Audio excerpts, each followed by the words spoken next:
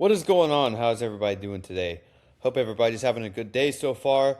Hope everybody is having a good start to the new year because we're still pretty fresh into 2026. And when we're fresh in a new year, that means the transfer portal is in full effect.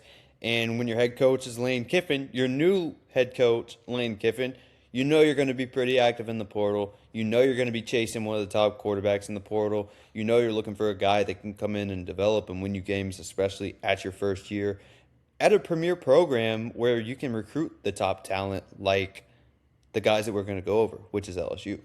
So, very interesting as Lane Kiffin is attacking the portal.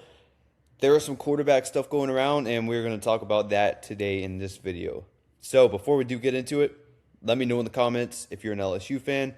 Who do you want out of the transfer portal quarterback-wise? Who do you want to lead your team next year? Because you have high expectations at quarterback. If you're an LSU fan, you've been watching for a while. You see like Joe Burrow, you see Jaden Daniels. So your standards are pretty high, and there are some guys in this portal cycle that I think could help meet those standards and bring LSU back to a spot like it was with Joe Burrow and Jaden Daniels and those guys. You're going to get some elite quarterback play again.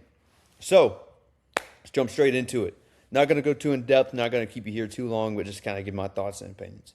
So, the first one, obviously, Sam Leavitt. So, Sam Leavitt, when you look at the quarterback rankings in the transfer portal, Sam Leavitt's the top guy there. Now, this is a guy who was at Arizona State with Kenny Dillingham, took him to the college football playoffs when there was really no expectations for him. Like, there wasn't many expectations for Arizona State, and Sam Leavitt and Kenny Dillingham took that team to the college football playoffs and almost upset Texas. They almost went in and upset Texas when everybody really counted them out. Nobody had Arizona State even coming close in that game, and like I said, they almost go and upset Texas. Maybe if a few calls in that game go a different way, maybe if there aren't missed field goals, maybe you win that game if you're Arizona State. But this is a guy, he's an absolute gamer. You know, he can beat you with his legs, which if you go look at his tape from last year, he did that a lot. He could beat you through the air. This isn't one of those one-dimensional guys who can only use his legs or only throw the ball. You got the best of both sides right here.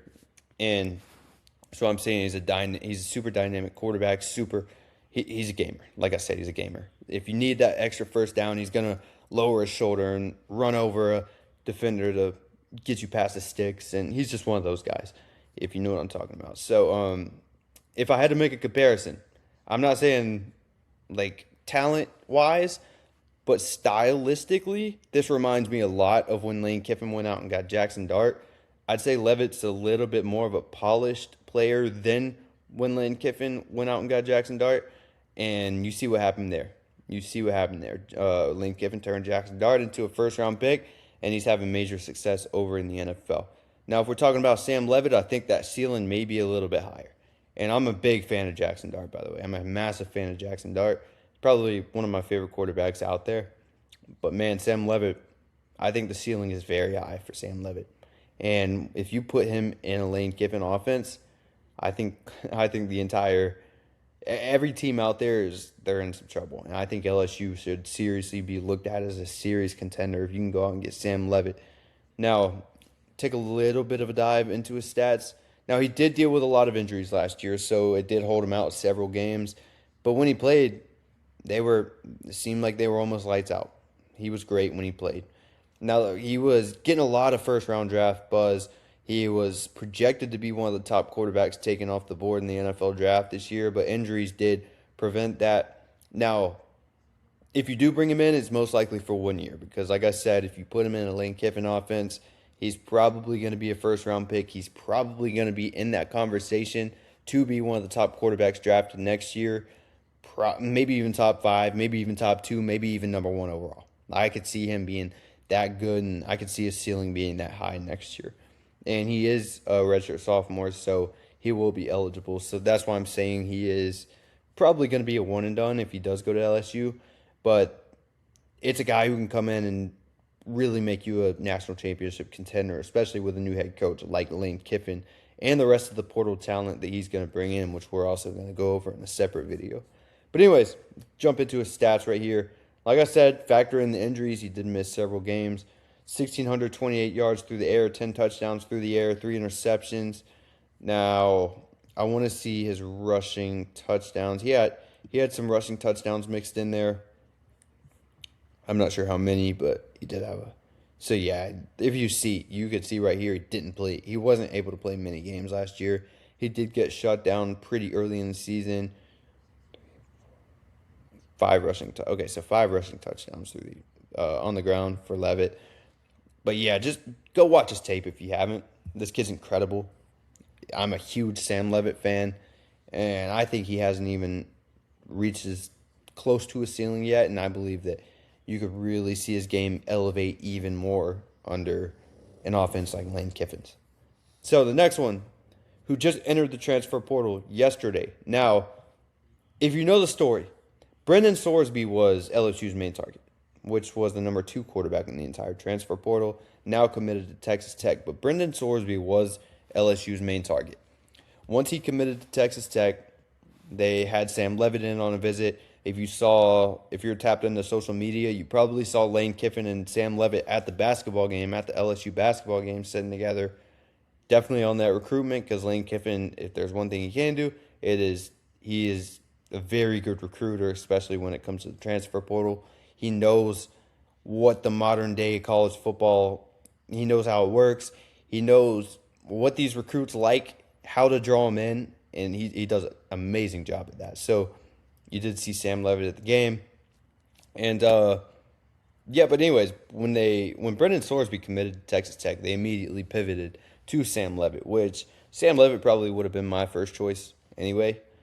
But then Demond Williams originally says that he's not going to leave Washington. He signs like a $5 million deal with Washington. Apparently there were some talks.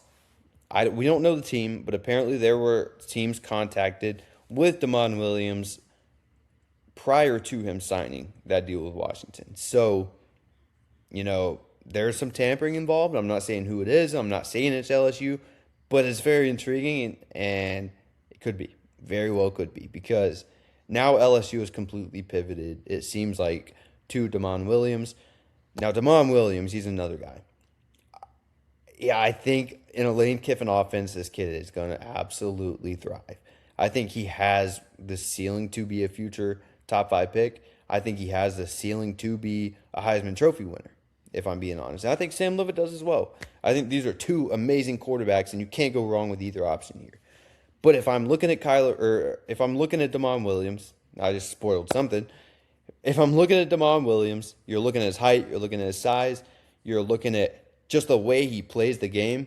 He reminds you a lot of that Oklahoma Kyler Murray. And I think if you're an LSU fan, you would take that Oklahoma Kyler Murray on a stacked LSU offense, which Lane Kiffin is going to do in the transfer portal, and in a Lane Kiffin offense. I think you would absolutely take an Oklahoma Kyler Murray, and I think that's kind of what you're getting here. I'm not saying he's going to get all the hype that Kyler Murray got, but he reminds me a lot of that Kyler Murray, if I had to make just a quick comparison. So if you're LSU and you go out and land Demond Williams, I would not be mad whatsoever if I'm an LSU fan. He's another guy. He has several years of control. I believe he's a sophomore.